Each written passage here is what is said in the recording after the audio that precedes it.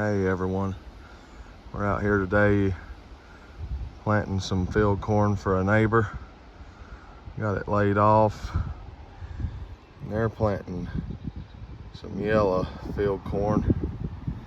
Yeah, it don't look yellow, it's red, but it's got that little resistance to it. We've got the coal corn planter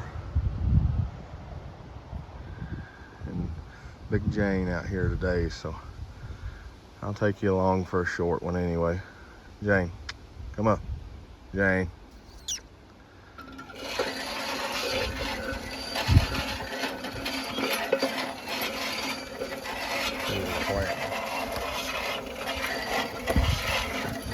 Jane, she's a good mare. She knows just exactly where to walk. She's got a good slow pace about her. Do anything you want to with her.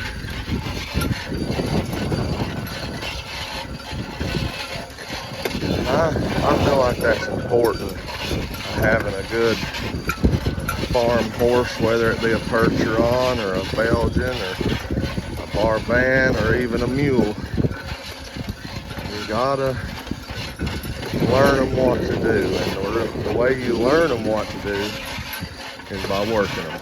I mean, I bought Jane when she was just barely a yearling at the horse sale and brought her home. I had Dolly and Lou, her a good Belgian mule. I put her in beside one of them and went to work when she was about 16 or 18 months old. Been working her ever since. You don't get horses or mules they're not born exactly knowing what you want them to do. You've got to work them and show them what you want them to do. Now I promise you, if they've got every bit of sense, and you got sense, now you have to have sense to know what to do with them too. You can make a fine work animal out of them.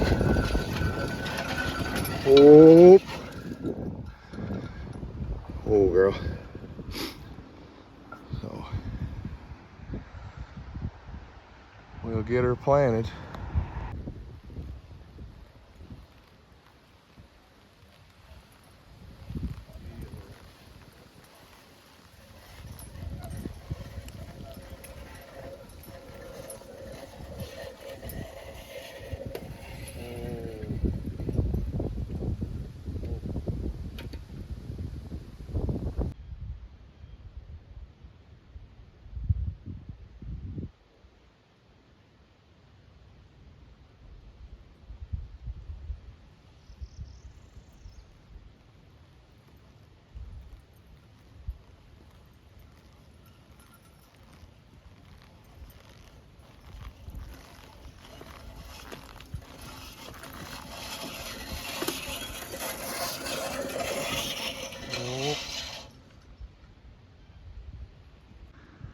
I will let you in on another little secret as far as what I feel like when it comes to horsemanship, especially with a single horse. You know, a team, they'll be a little less nervous because there's two of them together, or you know, this and that.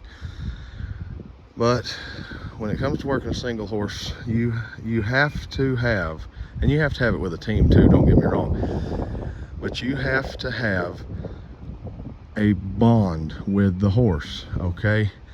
And working and training a horse is a whole lot like raising a kid. I mean, you know, you don't whip your children just because they don't know how to do something. You show them how to do it. Then once they learn how to do it, if they misbehave, you give them a little tap, you know, a little correction. But like the same way with a horse, I have seen people try to work a horse and the horse was young, or the horse had never done a certain task like that before, and if they don't do it right, hello Barbara, if they didn't do it right, well, they'd just start, you know, whooping on them a little bit. But in my opinion, to be a good horseman, Now don't get me wrong, just like this mare here, she knows how to plant corn, she knows how to walk that fur.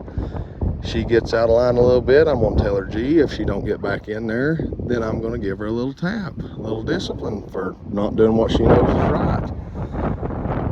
But you have to show them what's right first. And like I was saying, I've seen people try to do something with them the first time and the horse didn't understand and they went to whooping. That creates more confusion on your horse. I mean, it's getting whooped for something that it don't know why it's getting whooped for, and it'll never do that job or that task well. But if you can show a horse what you want it to do, a lot of these draft horses, they're born to work. They'll pick up on it, and there's nothing to breaking a good-minded draft horse. Now, that being said, yes, I will whoop one when it needs it. But a good horseman needs to differ from between when it needs to be disciplinary correction versus when it needs to be shown. So there's my spiel on that. I think I laid off 20 rows, and I think we're right now halfway done with it. But I can lay it off with Jane, but most time I lay it off with the disc because I'm disking. And well, you see the rows out through there. Jane, she just follows them, don't you, honey? She does a pretty good job. I'm pretty proud of her. Bible says you're not supposed to be proud, but I'll say I'm tickled with her. She's 6-year-old now. Like I say, I've had her since she was just coming a yearling. She's made a good one, and hopefully will continue to be a good one. Won't you, girl? Yeah. Won't you, Jane? My little girl claims her. And most of the time, when I've got her with me, I don't do the babysitting, Jane does the babysitting.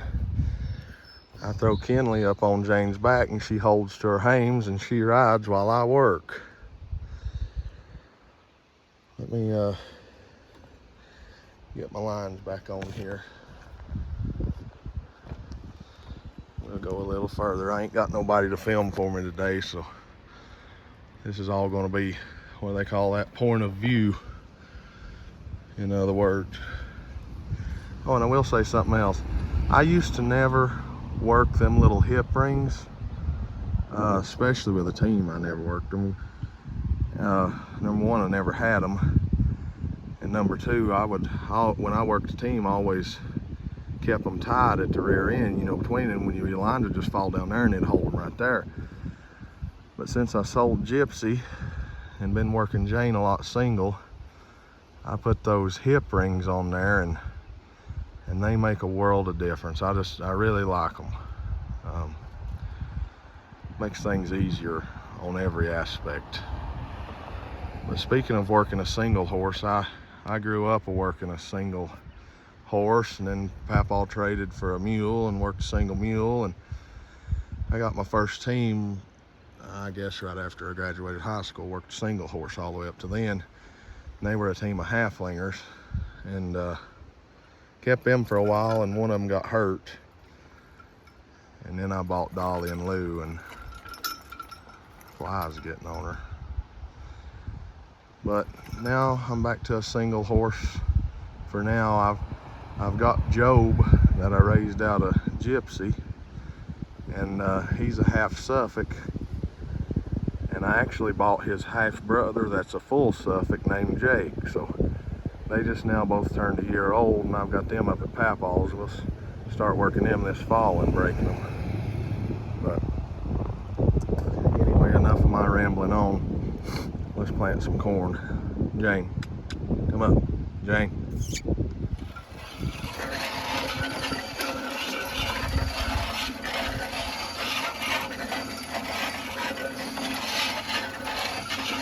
This corn planter, I mean, Jane, as long as your horse knows where to walk, I mean, you can run it with one hand. All you gotta do is keep it standing up straight. And I believe I've said this before, but that handle there puts it in and out of gear. So up's in gear and down's out of gear.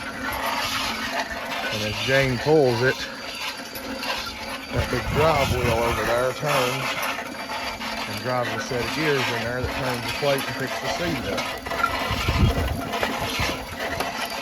Pretty simple technology.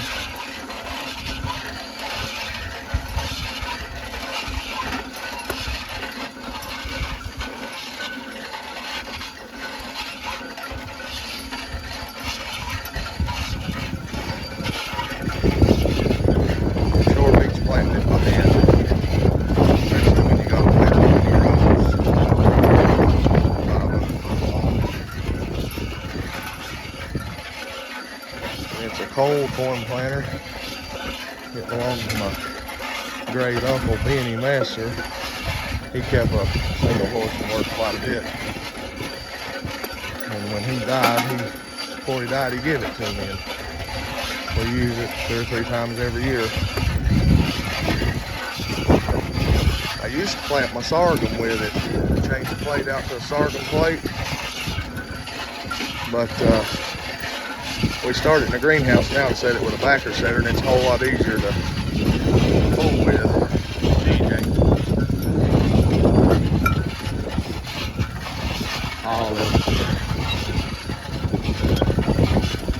Yeep. Oh. Oh.